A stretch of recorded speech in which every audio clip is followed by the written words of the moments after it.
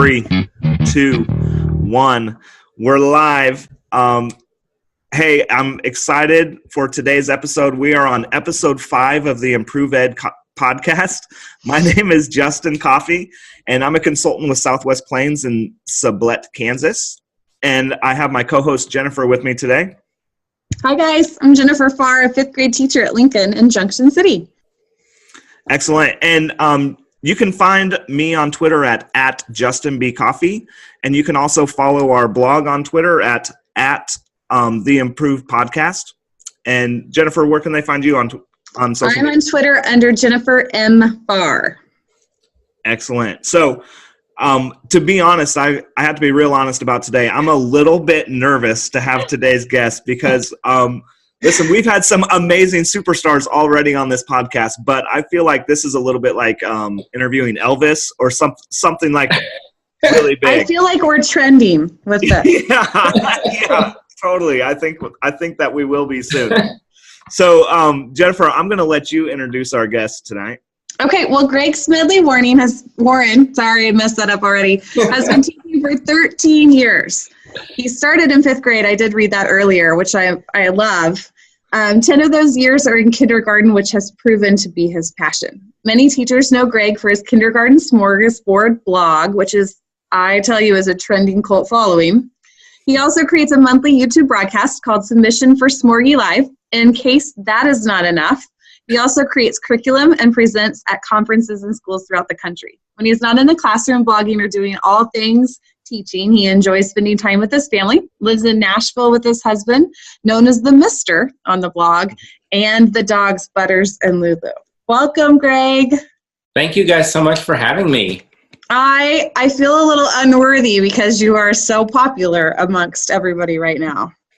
No, what I always tell people is that I'm just a kindergarten teacher who's in the classroom going through the same experiences that everybody else is having. Do you leave feeling defeated some days too? Like, what in the world? Yes, absolutely. There are great days and there are good days, and then there are days when you want to get in the car and scream and cry. And I have all of those days just like everyone else. My kids are not perfect. I bet they're super pumped to have you as their teacher, though. Yeah. It's a lot of fun to see their reactions, especially at the beginning of the year when they're not sure what to expect. And, I show up in a costume, or we're popping balloons. Or I love it. We're doing crazy science experiments. And then as the year goes on and they get more used to stuff, like stuff will happen and they're like, like whatever. Just another day in kindergarten. Another day. That's terrific. So one of the places that we like to start is like, what got you into education? What brought you into this career field?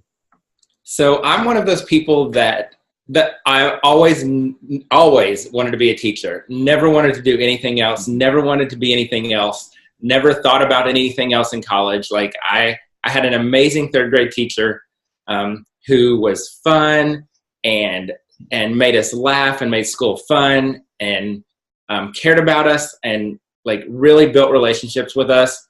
And because of that, I knew that that's what I wanted to do. And so this is my dream, and this is what I've always wanted to do was be a teacher. That's awesome. It seems like it either goes one of two ways. Either you had such a great experience, or you had a great teacher who inspired you to be in education, or like my wife is the opposite. She had a terrible experience, which also led her to education. She never really connected with any of her teachers, and she wanted to change that for kids. So it's great to hear the positive side of it. Okay, here's my question. Again, my wife's a kindergarten teacher, so first of all, she's like, you better ask him this. I have to know this answer. So there's going to be some like really specific questions tonight. First of all, she did not think that we could book you because you're so popular. That is how popular you are. No. Yeah, that's how this kind of all started was I was like, hey, Amanda, who should I have as a guest on my podcast? And she's like, she recommended Greg from Kindergarten Smorgasboard. And she's like, that would be amazing. But she's like, he will never, ever be on your podcast. He is popular popular for your podcast. No, so. Not at all. No, I'm glad you asked. I'm excited to be here. That's great. So here's one of my questions, because I feel like the pressure must be great for kindergarten teachers, because I remember bringing my son to his first day of kindergarten and feeling like I'm handing over the keys to like my whip, like this is my prized possession that I'm about to hand over to you. Please don't mess it up. You know what I mean? Is that pressure real? Do you feel that pressure as a kindergarten teacher? Absolutely. From day one until that last day of kindergarten, it's something that you feel and you respect. You appreciate what the parents and the families go through, especially on that first day of kindergarten. We're not parents yet, but I can't imagine what it must feel like to turn your child over to a stranger. Yeah. And to leave them. And, for so many of our kids, that's the first time that the family or the parents have left them somewhere with a stranger. So I can't imagine what the families go through. But it absolutely is a ton of pressure, not only from that part of it, but from the school side as well, because we are the foundation of their education. And so if I screw it up, if I mess it up, I might mess them up for the rest of their life. We get a lot of pressure from every grade above us. And so it's a lot of pressure to be a kindergarten teacher. And I don't think people fully get that, because so many times they think we just play all day. Mm-hmm. And they just have no idea what really happens in kindergarten. And I wish more people would come and experience what we actually do in kindergarten. And so we were talking the other day with my team, and we actually read an article that says kindergarten teachers, taking away the data growth, we actually make 2 years of growth with most of our kids, because most of them come in, at least in where we are, come in with nothing. Mm-hmm. And so we take them from that to most of them leave us reading and writing. And so, and you're talking about language and social skills and all of those other things. And so, we make 2 years of growth, whether that shows up in a data point or not. But so, yeah, it's a lot of pressure, and you feel it every single day from the community, from the families and the parents, from the school, the administrators, from everybody. So Greg, I'm a new mom. And I already said before, I don't have a clue what I'm doing. They gave them to me with no handbook. I can't believe that. I left the hospital without it. They just let you leave the hospital with a human. They trusted that I would take it home. Right? I don't. Thank God my husband's a paramedic and I'm a teacher. At least we can read and Band-Aid. Yeah. But what do I need to do to get my kid kindergarten ready? I think that's a big question that I think even as educator parents, we often think like, what should I be doing to get them to kindergarten? So a few of my favorite things. Number one, put away the screen. Mm-hmm. Get rid of it. They don't need it. If you look at all of the research, they should have 1 hour or less of screen time a day. So that's my new thing, is like put those devices away. Another one, talk to your kids. Like have conversations, talk to them, start building that language. And the other thing is teach them to be independent problem solvers. Because that's one of the things we see so much anymore is that our kids can't come in and figure things out, and they don't have the capacity to even attempt to solve problems. And so, let them fail, let them mess up and try to figure things out and be independent. I like that. That's a good tip. That is such great advice, because Jennifer, you're right. As first-time parents and even second, third-time parents, you're constantly trying to figure out what's best for your kids. And what I find sometimes is I try and do too much for my kids. I'm trying to zip up their coat when they're perfectly capable of doing that, or like they need to learn. Maybe they're not perfect at it yet, but that's the thing, is they need to practice. And so every time I'm doing it for them, I'm taking away a chance to practice. So that's super good advice, Greg. I appreciate that. You would be amazed at watching the struggles of kindergartners and their jackets and their coats. Oh my gosh. It blows my mind. Like sometimes I look over and they've got them upside down. They've got their head in the arm. I'm like, how does this even happen? You would be. I would love to say that struggle ends at 5th grade, but unfortunately, Greg, I still see that same issue at recess time. I don't understand. I love it. So one of the things that we know is that the gap on the first day of kindergarten is huge. You have some students who are already reading and some students who have zero language skills. And so as far as the academic gap, it's huge, but also just kind of like the social, emotional, and the behavior gap is also really large in kindergarten, right? And so what advice do you have for like primary teachers as far as classroom management or trying to help maybe with some of the social, emotional gaps that we see in kids? So my big thing about classroom management, and I always preface this by saying that I know it sounds very cliche, and I know it's something that we all know, but I think too often we don't do it explicitly, and that's relationships. And I know when I'm at conferences, when I'm talking to teachers, and I say that, and everybody's nodding and smiling, but I don't think we work on it explicitly from day one and every day forward. And so you have to build relationships because our kids don't care about rules and standards and benchmarks and academics until they know that we care about them. And so so often you see teachers just jump right into academics and they never take time to invest in those relationships. And you're setting up for failure from day one. So that's my big thing is building relationships, finding out what interests the kids, being able to talk to them about that, getting to know them. And one of the big things that we do in our school, in our district, is morning meeting. Mm. And so we are responsive classroom trained in morning meeting. And so for my class, for my students and what we do, that 20-25 minutes of morning meeting every day is the most valuable time we spend together. We build community. We get to know each other. We share our lives with each other. And because of that, we build these amazing relationships. And when we have those relationships, the kids don't want to disappoint me, and they don't want to disappoint their friends, and they don't want to disappoint themselves. And it's because of that relationship that we're building. And so that's really what it's all about is building relationships. So what I really appreciate, I think you're right that every teacher is like, yeah, relationships are great and they're important. But what you touched on is that we should be really intentional and almost systematic about building those relationships. We shouldn't just let them happen by accident. And so can you talk to me about some of the conversations or some of the things that happen during that morning meeting to help build the relationships? Like what do you guys talk about, or what do you do during those morning meetings?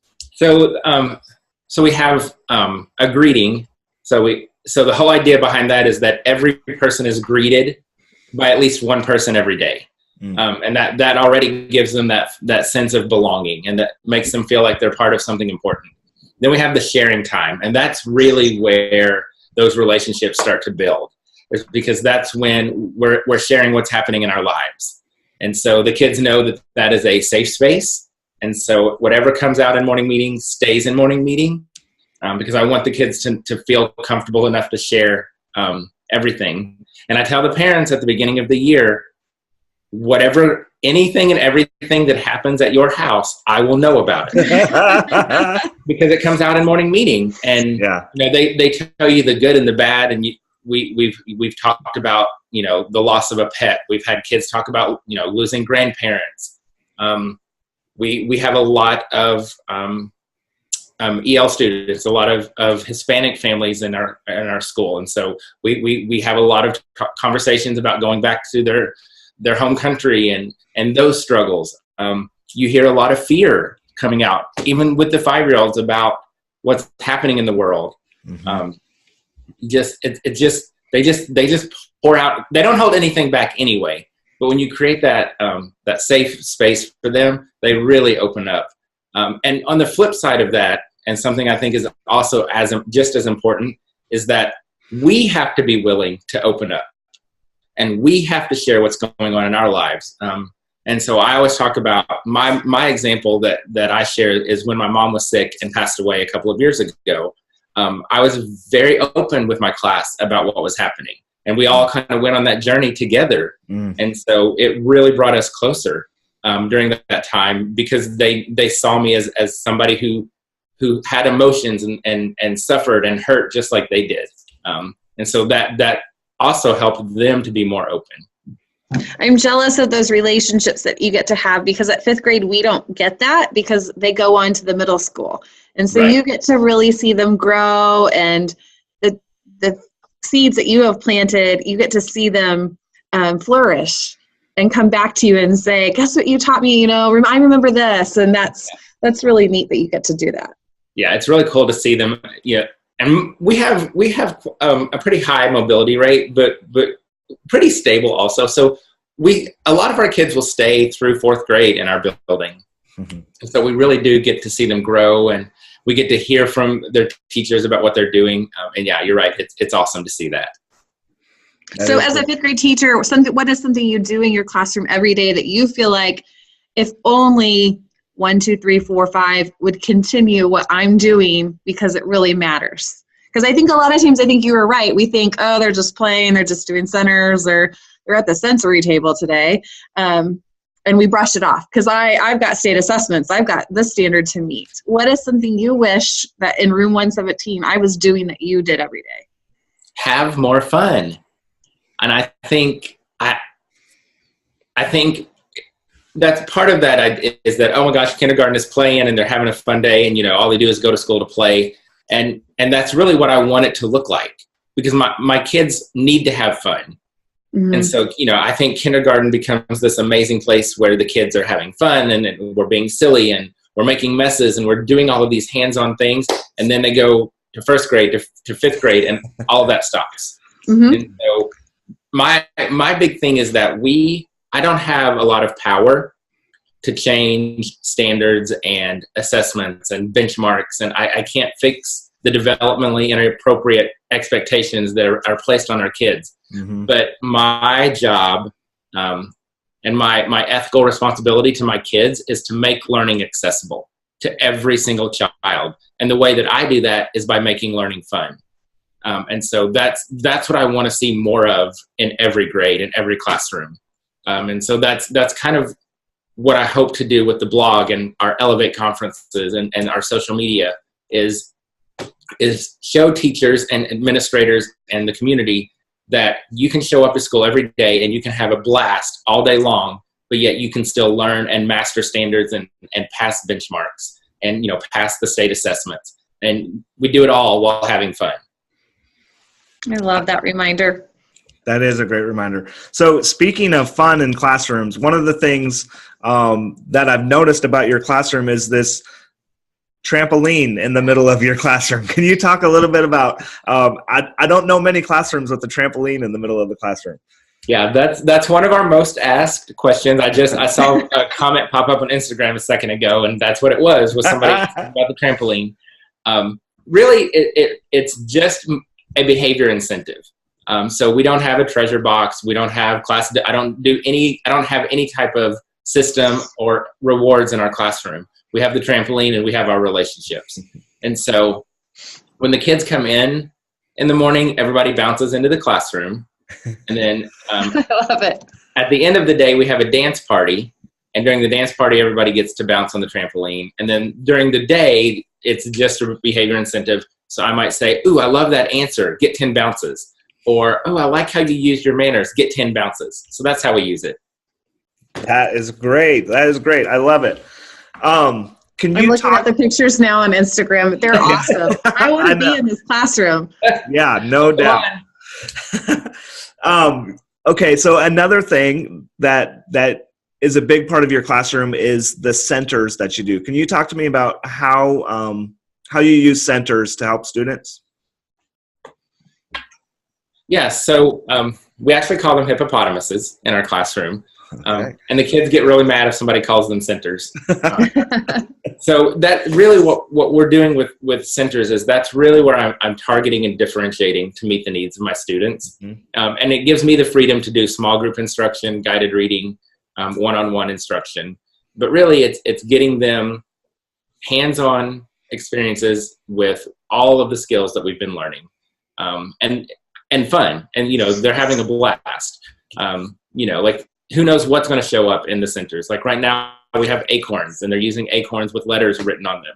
And so it's just about giving them those hands-on opportunities to apply and practice the skills that we're learning in the classroom. And so if you look at our day, we really are kind of a centers-based classroom, because most of our day, the kids are spending it either in literacy centers or math centers. Okay, so yeah, that was going to be my next question was, how often are students in your centers? And so I'm going to let you keep talking. Keep going. So we have, for literacy, we usually have about an hour for centers in the morning. And then math, we usually get about 45 minutes or so of centers, depending on the day. And so they're really in centers for a majority of their day. And, because they have a lot of choices and, it's hands-on and it's fun, they want to do it. And so they can stay engaged for an hour or for 45 minutes. So it's every day, hour in the morning and 45 minutes in the afternoon. Talk to me about your costumes. Because I might be looking at some Instagram while we're talking, and there's a carrot. There's a carrot. Underwear. Yes, the creepy underwear, which I made all by myself. Yeah. So it started. There's even a Candyland. Yeah. Yeah. The costumes, it started innocently. And funny enough, I was just doing a blog post about Gingerbread Man in the classroom, and that's where the costume started. I was looking on a website, and they had a Gingerbread Man costume, and I'm like, oh, that would be fun. So I ordered it. I put it on when I read a Gingerbread Man book, and the kids loved it. And so that's where it came from. And so that's kind of my way of my hook. Like that's kind of my way of kicking off a new unit, or doing something, if we're going to do a special game like Candyland. I bought the rainbow suit. We did creepy carrots, so I bought the little carrot costume. Then I thought, well, if I'm going to do creepy carrots and we're going to read creepy underwear, then of course you have to have creepy underwear. And nobody sells a creepy underwear costume. Well, thank God. That's so weird. So I got some supplies out and sat here in my office and made my own creepy underwear costume. But it's my simple way of engaging the kids and making it fun and silly and exciting. So I bet they don't forget what they learned that day, though. Oh, absolutely. Because that's an emotional tie to it. Right. And like I'll have fourth graders that will come back and say, hey, are you going to wear the turkey costume this year? Like they totally remember that. And that's what it's about. It's about creating those memorable experiences. Even more importantly than maybe the academics. It's just about creating those happy memories. Well, they say research says that when a student is emotionally tied to a content area or a lesson that day, that they are more likely to remember it. How would you not remember ABC Boot Camp? Right. And like we start ABC Boot Camp, and I put on a full soldier outfit. Like ordered it from Amazon. And so so this happened this year. So the first day of ABC Boot Camp, I've got on the costume, and I had dismissal duty. I had to walk the kids down the block. And so we're walking down the block, and all the cars, of course, are stopped because there are 1,000 kids roaming around. And somebody rolled down their window, and the guy in the car was like, hey, thank you so much for your service. And I was like, oh, well, you're welcome. But so. Just on traffic duty. Hanging out with kindergartners. Well, and I'm looking at right now the ABC Boot Camp pictures. I'm telling you, this Instagram is, I'm your newest follower. Well, thank you. I love it. You also had Talk Like a Pirate Day the same day, so that was a big day in kindergarten. That was my first ever costume change. It was a big, busy day in kindergarten that day. I can only imagine the dinner conversations that are had at these homes. Oh, yeah. Can you imagine how excited these kids are? So yeah, kicked off ABC Boot Camp in the morning, and that afternoon we celebrated Pirates. I love it. So Jennifer's checking out your Instagram, and I am really, listening too. really, you are a social media hit. Lots of followers on lots of different platforms. And so can you talk about why you got into social media, and how has it changed your teaching practice, or has it changed who you are as a teacher? So I didn't come willingly to kindergarten. I started in fifth grade, taught fifth grade for a year, loved it. But I had a little girl that year who could only read at a second grade level. And it was heartbreaking. And so I decided that I never wanted another child to have that experience. And so I moved to second grade and loved it. I was in second grade for 2 years, absolutely loved it. After 2 years in second grade, a principal forced me to move to kindergarten. Oh, no. Very much against my will. And I was 31 years old, a 31-year-old man, and I called my mommy and cried. I did not, kindergarten was my no-go. But I fell in love on the first day 10 years ago. Like, I knew immediately that was my passion, and that's where I belonged.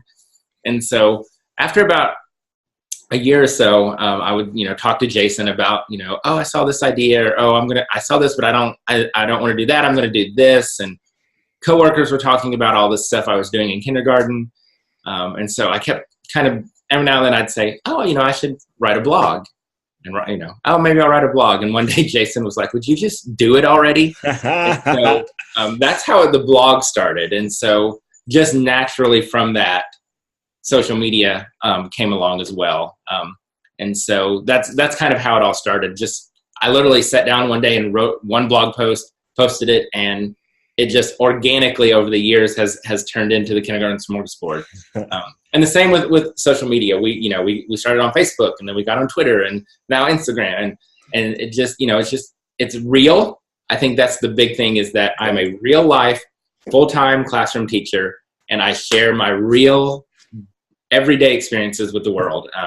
And I think that's what people like about it. And it absolutely makes me a better teacher. Because it's constant daily reflection. Yeah. Whether I sit down to write a blog post about something, and as I'm looking at pictures and videos, and I'm like, oh, well, that could have been done this way, or I could have done better here. So it's we do Facebook Live and videos all the time, and so I'm constantly forced to watch myself teach. Yeah. And so it's daily reflection on what I can do better. So it absolutely has made me a much better teacher. That is great. And so that's one aspect of it, I think, is that reflecting and thinking about what you're doing in your classroom helps you become a better teacher. But the other thing that I love about your social media is that, obviously, by the following, teachers are thirsty to see and hear what's happening in other classrooms. And unfortunately, we just don't get a ton of time to go visit other classrooms or talk to teachers even down the hall, let alone across the country. And so I love that you're giving teachers a little window into your classroom, and a real window, not, only showing all the beautiful things, although there are a lot of beautiful things in that classroom.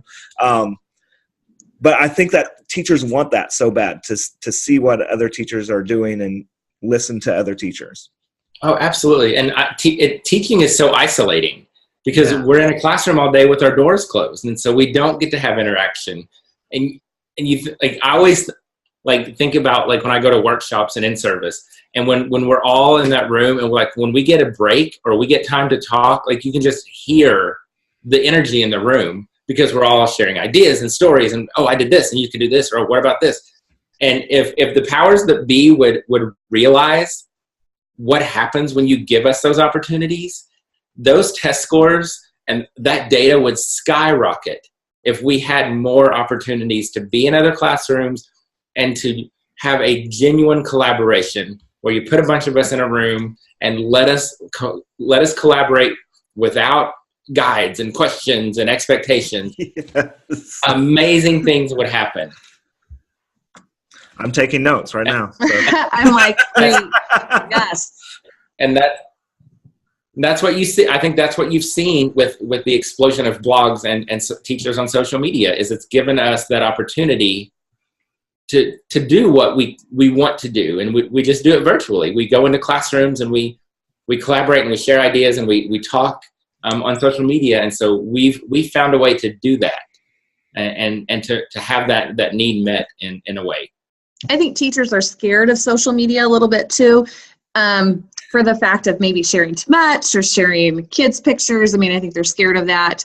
And I think that they think it's time, there's too much time, but I don't think they understand. Like, I'm looking at Instagram and I'm like, wow, I don't know if I'm going to dress like a pirate, because I don't know if I got that in me, but I'm looking at just the joy. Like, I'm thinking tomorrow I need to have some joy in my classroom just to create that emotional tie. I think they underestimate the power of Instagram and Twitter and a quick Facebook Live video as an instant PD for them. Yeah. And that's what it is. It's right there at your fingertips whenever you want it, in the morning, 3:00 in the morning when you can't sleep. But you're right. Teachers and school districts are terrified of social media. Yeah. And my thing is that we work so hard to get our families involved, and it seems like we spin our wheels because we can't get them in, or it's hard, and no fault on the families. They're working and they've got kids and they have all this stuff going on. But what is everybody doing? We're looking at our phones. Mm-hmm. We're looking at Instagram and Facebook and Twitter. So if we want the parents involved, we have the door. We just need to go through it. And we need to find ways to leverage social media. And we get tons of questions about our videos and our pictures. And people are like, do you have permission to do that? Well, obviously, we wouldn't be posting these if we didn't have permission. And so what we have found over the years is that the families absolutely love being able to go on social media and to see what their child is doing in the classroom. And it allows them to have that connection with the school and the classroom that they wouldn't have otherwise. And last year we were doing one of our mad science experiments, and the little boy got in trouble and he had to sit out. We just happened to be on Facebook Live that day. And Mom came to get him at the end of the day, and she said, "Hey, how was your day?" And he was like, "Oh, it was good." And she said, "Yeah, nothing happened." And he goes, "No." Said, "You didn't get in trouble today?" And he goes, "No." And she goes, "I was watching." And he goes, and so, I think we need to do more with social media for teachers and for our families. That was gonna be my next question. You already answered it, but how do the parents, are you the buzzword, like, guess who our teacher is? Like, are they super pumped to get on Twitter and Instagram and Facebook and follow you? Yeah. Oh yeah. The parents follow us. We send home the letter at the beginning of the year, getting the releases signed, and everything is there. We encourage them to go and follow us, and they do, and they love it.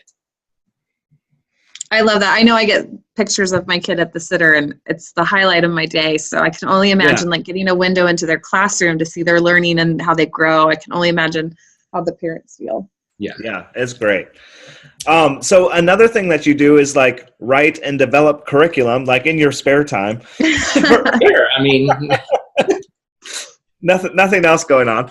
No.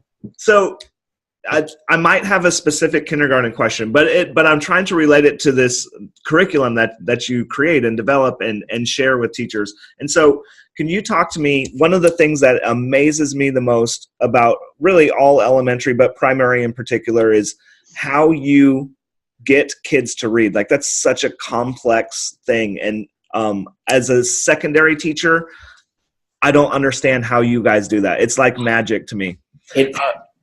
I will tell you, that is one of the most magical moments you will have, hands down, every single year, is when you sit down with a kid, and it's been months and months of working on letters and sounds and phonemic awareness and phonics and all of these things, and you put a book in front of them and they read it, and it always happens the same way. They sit down and they read that first page, and you can see them like, I can run. And they're like, and it happens every year. It's the exact same. It's that moment when they actually get to become a reader, and there's nothing like it for a teacher. Amazing. It's amazing. So, personal story. As I said, my wife's a kindergarten teacher, and so she did a pretty good job of getting our son kindergarten ready. But he wasn't reading yet when he got to kindergarten, which is normal, of course. Absolutely. Right? And so he goes to kindergarten on the first day, and he also had a male kindergarten teacher, which I think is really cool. And he comes home from the first day of kindergarten, and he's like, "Hey, Dad, I learned to read today." And I was like, "Oh, yeah?" So I just pull out like a random book from the shelf, open it up, and he literally just starts reading it. And I'm just like, what the heck? In one day of kindergarten, you learned how to read? And he was just like a really good reader from that point on. And I was just like, I can't wait till the second day of kindergarten. This is incredible. But so one of my questions is like sight words, because I imagine that must be super difficult to teach, because how do you there's no like definition of or you know what I mean? Like it has to be really hard to teach. So what's your like strategies for teaching sight words? So for sight words, we do something called Sight Word 60, and I created it based on the idea that the brain needs about 21 exposures, to learn something, to change a habit, kind of along those lines. Mm-hmm. So I thought, well, if the brain needs 21 exposures to something over the course of a week, we could probably triple that number. And so that's kind of where it came from. And so what I teach my kids is that sight words are everywhere. And if you know your sight words, you can read anything. And so we know that we just have to know them. There's nothing that can help us with them. They're there, and you just have to be able to read them. And so for what we do with Sight Word 60 is it's basically just repetition all week long. So we read the words, we spell the words. I use the words in a sentence. The kids use the words in a sentence. Every week I write a shared reading book. We call them an emergent reader, that include the sight words. So they're seeing them in context. On Thursday, we do this little grid where the words are on there 4 times each, so 16 words, and they have to find the words and color them. And then on Friday, we play a game. And so it's just constant repetition and exposure. And so every year with Sight Word 60, we end up with 95% mastery of our sight words. Wow. And 95% of the kids leave kindergarten, leave our class reading at grade level or higher. Wow. That's awesome. So part of it is teaching them a little bit in isolation, but then also in context also is absolutely. Yeah. And what I see happen a lot on Facebook. I'm in a lot of teacher Facebook groups. Is I'll see somebody say, "Hey, how do you teach sight words?"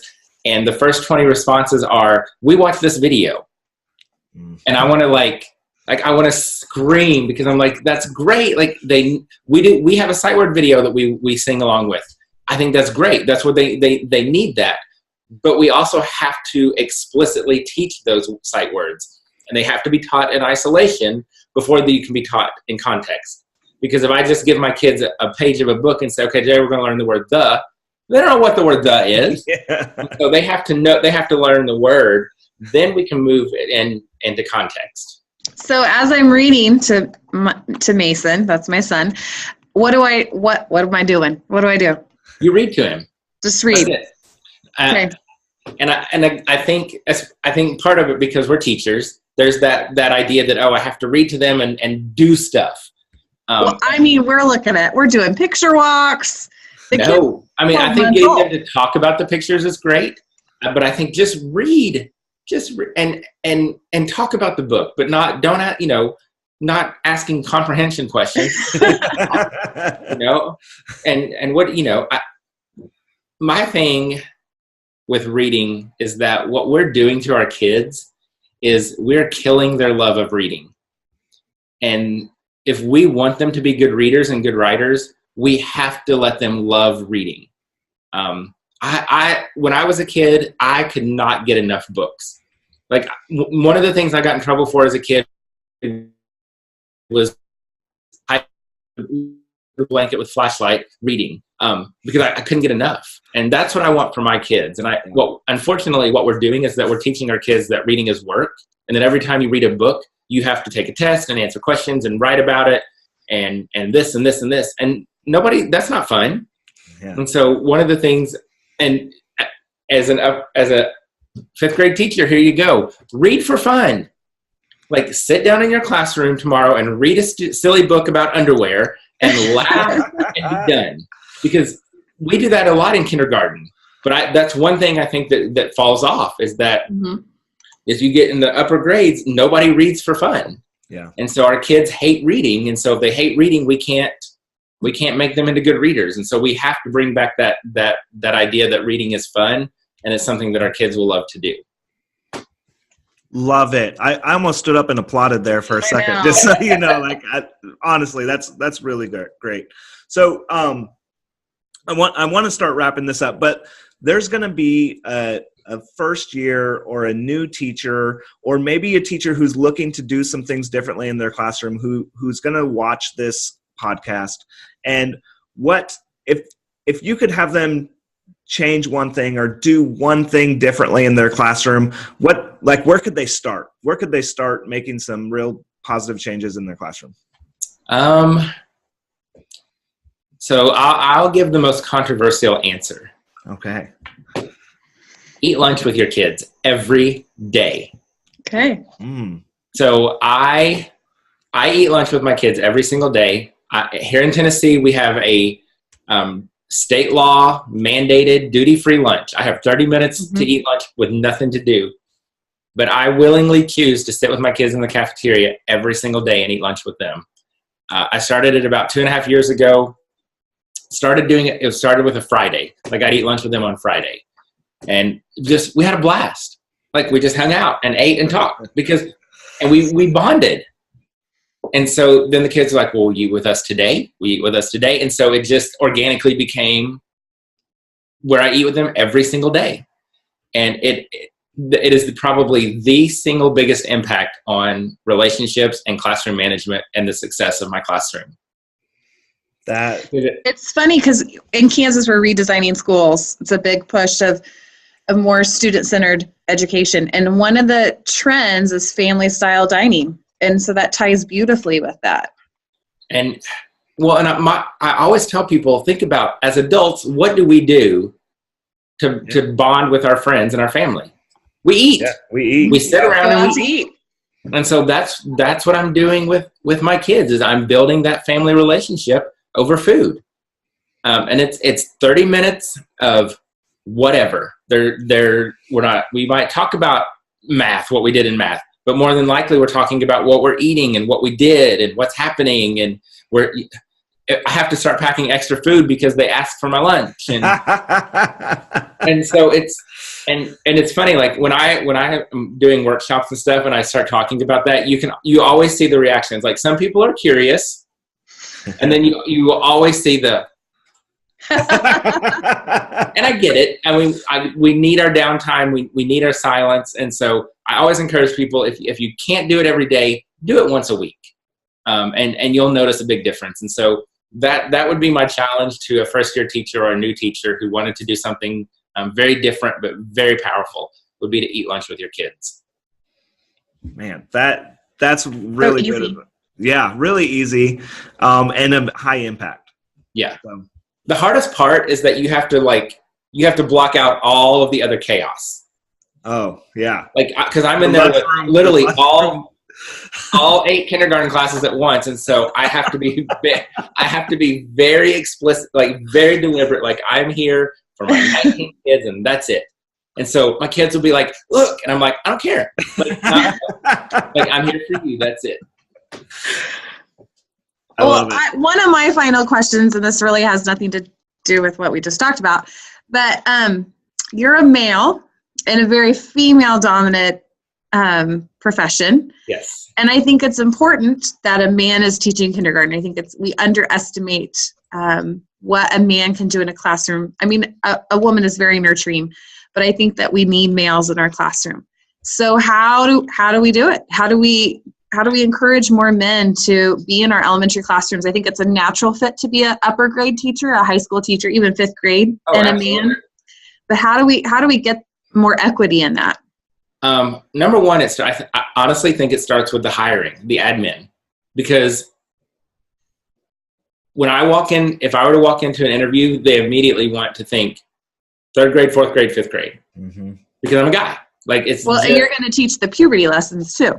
I have. I mean, that's what happens in our school. I have, and it was a nightmare. Never again, never, ever. So I can't. No podcast for that week. No, it was bad. But you're right. We do. We need more men in early childhood. For so many of our kids, they may not have a positive male role model, and so that's me for a lot of them. And so they need that. But yeah, it starts with the admin and the hiring.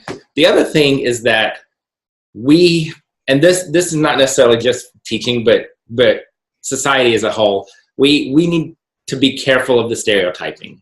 And I hear from guys, male kindergarten teachers, male teachers all the time, and that's one of the struggles, is that they're afraid people will stereotype them in a certain way, and so that's hard for guys to overcome. So I think admin has to do a better job and be more willing to hire men for those positions.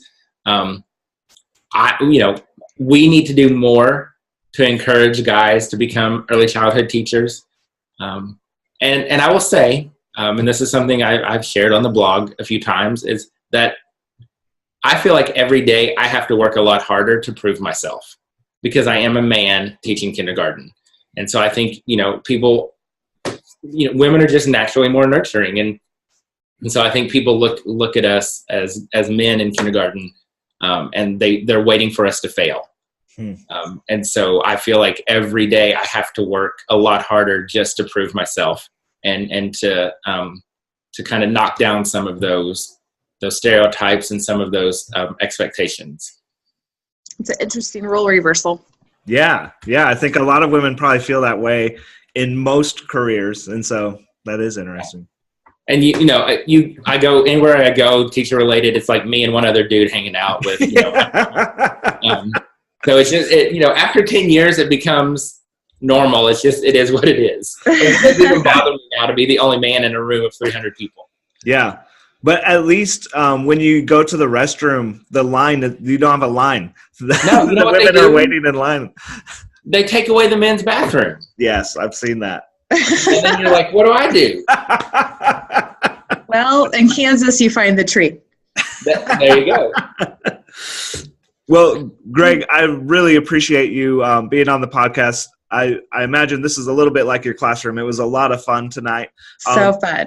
If our viewers were looking for you on social media, like maybe they've been living under a rock and they haven't found you on social media, where could our viewers find you to connect? So the website is thekindergartensmorgasboard.com.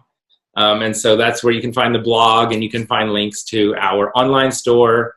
Our newest website is tksbootcamp.com, which is a brand new website all about our TKS Bootcamp featuring ABC Bootcamp. And we're all over social media. You can just search for Kindergarten Smorgasboard, and you'll find us on Twitter, Facebook, Instagram, and Pinterest. Excellent. Well, thank you so much for joining us. We really appreciate it, and we're looking to bring some more fun to our classrooms. I'm just in awe of what you do every day. It's amazing. Thank you. I honestly can say I have the best job in the world. Even on the hardest, most frustrating days, it is absolutely the best job in the world. And I would never do anything else. Excellent. Well, thank you all. Have a great night.